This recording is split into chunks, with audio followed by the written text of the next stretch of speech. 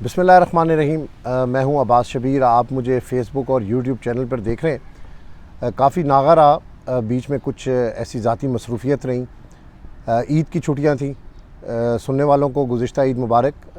कोशिश की है कि दोबारा से थोड़ी सी रूटीन को बिल्डअप किया जाए और डेली जो अपडेट्स हैं सियासी सूरत हाल की, इस्लामाबाद में क्या हो रहा है, लाहौर में क्या हो रहा है, तहरीक इंसाफ कैंप में क्या सोचा जा रहा है, लंदन में मियां नवाज़ शरीफ किन किन से मुलाकातें कर रहे हैं, क्या राब्ते हैं इस वक्त नवाज़ शरीफ और आसिफ अली ज़रदारी में, और क्या टाई हो रहा है। और सबसे जो इंटरेस्टिंग ख़बर है, जो लुडियाँ 3-4 दिन पहले डाली गई, ईद की खुशी में नहरों में छलांगे लगाई गई, वो था IMF पैकेज। इस पैकेज से आवाम को कितना फ़ायदा होगा ये आइंदा दिनों में आपको पता चल जाएगा। इस पर चूँकि मैं इतना इकॉनमी के ऊपर इतनी मेरी ग्रिप नहीं है, लेकिन मुझे जो चीज़ा चीज़ें पता है कि ये एक आई वॉश था और बस एक सहारा दिया गया है 9 महीने के लिए। लेकिन अभी भी कुछ ऐसी चीज़ें मंजर आम पर आ रही थी कि जो बोर्ड मीटिंग में इस IMF प्लान को मंजूर किया जाना है, उस मीटिंग की जो वेबसाइट थी मेरे ख्याल गुज़िश्ता रोज़, उस पर पाकिस्तान एजेंडे पर नहीं था। लेकिन शहबाज शरीफ, इसहाक डार ये सब दावा कर रहे हैं। बल्कि हम पाकिस्तान की बेहतरी के लिए उम्मीद कर सकते हैं कि अगर ये IMF का जो कर्ज़ा हमें मिल जाएगा, इससे शायद मुल्क की माशी हालात और जो मिडल मैन इस वक्त सख्त मुश्किलात का शिकार है, उसको रिलीफ़ मिलेगा। तो चलें अब सियासत की बात करते हैं। सियासत में इस वक्त बहुत उतार चढ़ाव है, बड़ी कंफ्यूज सूरत हाल है, किसी को समझ नहीं आ रही। बड़े लोगों से मिलते हैं, हर बंदा कहता है कि उनको भी ज़रा क्लियर नहीं है चीज़ें कि आइंदा दिनों में क्या होने वाला है।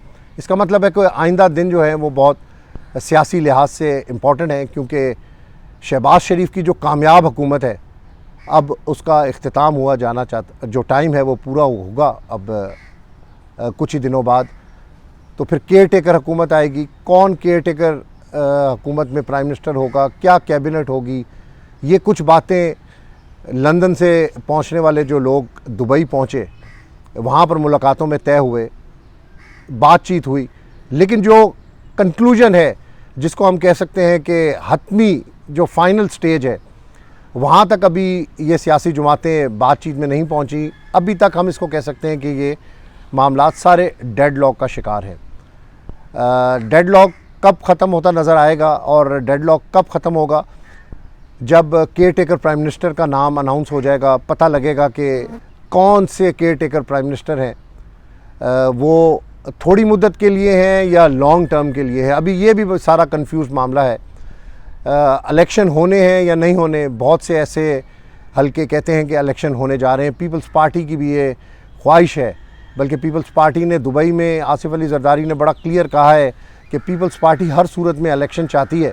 लेकिन कुछ अरसे तक लगता था कि शहबाज शरीफ इलेक्शन में नहीं जाना चाहते, लेकिन अगर इलेक्शन होंगे तो तमाम सियासी जमातों की कंसेंसस से होंगे। जो इंतखाबी निशानात हैं उनकी दरख्वास्तों का अमल भी शुरू हो चुका है। तहरीक इंसाफ ने दरख्वास्त दे दी है, मुस्लिम लीग नून ने दे दी है, बाकी सियासी जमातें भी जो ड्यू डेट है उस तक ये सारी दरख्वास्तें दे देंगे। तो अभी सारी कंफ्यूज सूरत हाल है कि इलेक्शन होने हैं या नहीं होने, या कौन सा केयर टेकर सेटअप आएगा। जुल्फ़िकार चीमा साहब का नाम है, रज़ा बाकिर साहब, बाकिर गौहर साहब कुछ लोग कहते हैं, कुछ लोग रज़ा बाकिर का नाम लेते हैं। मोहसिन बेग साहब का नाम भी, जो एक मीडिया पर्सनल हैं, उनका नाम भी काफ़ी सुना जा रहा है। और भी लोग नाम ये सुने जा रहे हैं। अभी तक कोई हतमी चीज़ नहीं आई। ये भी हो सकता है कोई एक ऐसा नया नाम आ जाए, कोई सरप्राइजिंग नाम आ जाए कि लोग देखते ही देखते रह जाएं। जो कुछ इस वक्त हो रहा है जो सियासी सूरत हाल में, उसमें चीज़ें बिल्कुल डेडलॉक का शिकार हैं। जहांगीर तरीन साहब की जो पार्टी है, इस्तेकाम पाकिस्तान पार्टी, उनकी तरफ से भी ये दावे किए जा रहे हैं, बल्कि एक नैरेटिव बिल्डअप किया जा रहा है कि कोई 30 MNAs हैं जो जल्द तहरीक इस्तेकाम पार्टी में शमूलियत इख्तियार करेंगे और एक बड़ा ब्रेक होगा, सियासत में एक बड़ी हलचल होगी, पता नहीं क्या हो जाएगा। लेकिन वोटर वहीं पर इंटैक्ट हमें नज़र आ रहा है तहरीक इंसाफ का। अगर हम बाहर लोगों से बातचीत करते हैं, सड़कों पर चलते हैं, तो वोटर वहीं पर इंटैक्ट है तहरीक इंसाफ का।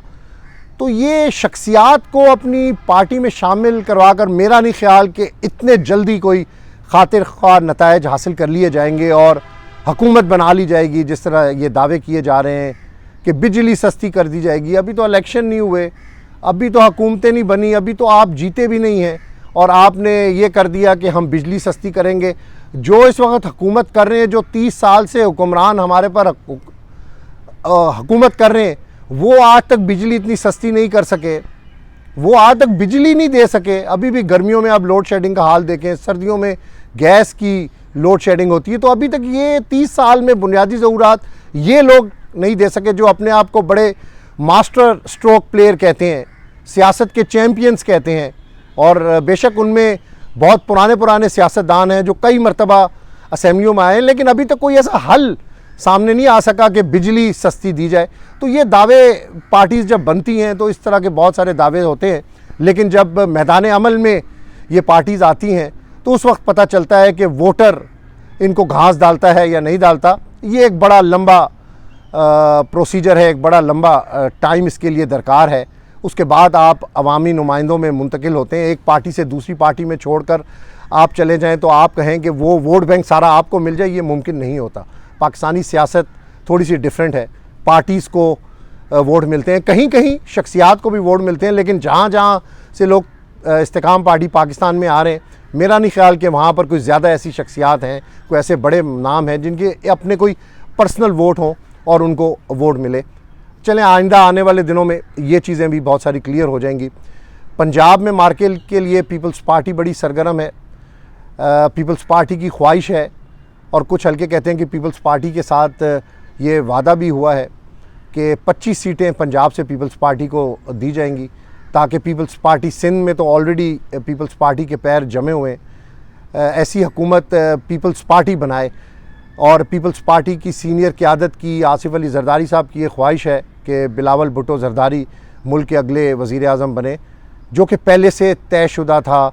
जब शहबाज शरीफ साहब वज़ीर आज़म बने थे तो ये चीज़ें तय थी कि आइंदा मुस्तकबिल में पीपल्स पार्टी को हुकूमत मिलेगी। लेकिन नून लीग का जो मुस्तकबिल है, जो माजी है, जो सियासी उनका हमेशा से हम देखते हैं कि वादा कभी पूरा नहीं किया। अवाम से आज तक इन्होंने वादा पूरा नहीं किया, 35 साल हो गए।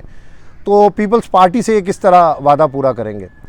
आसिफ अली जरदारी के लिए बड़ी मुश्किलात होंगी शहबाज शरीफ को अपनी बात मनवाने के लिए, क्योंकि जब इनका मतलब निकल जाता है तो फिर उसके बाद ये फारिग फुरक करा देते हैं। आसिफ अली जरदारी और नवाज़ शरीफ के दरमियान एक बड़ा वादा हुआ था कि पीडीएम हुकूमत के क़याम में जब बांटने की बारी आएगी, किस किस को कौन सी वजारतें देनी हैं, जब उसकी बारी आएगी तो उसमें जिसके पास जो वजारत होगी उसके पास ही जो उसके मुतलका इदारे हैं वो होंगे।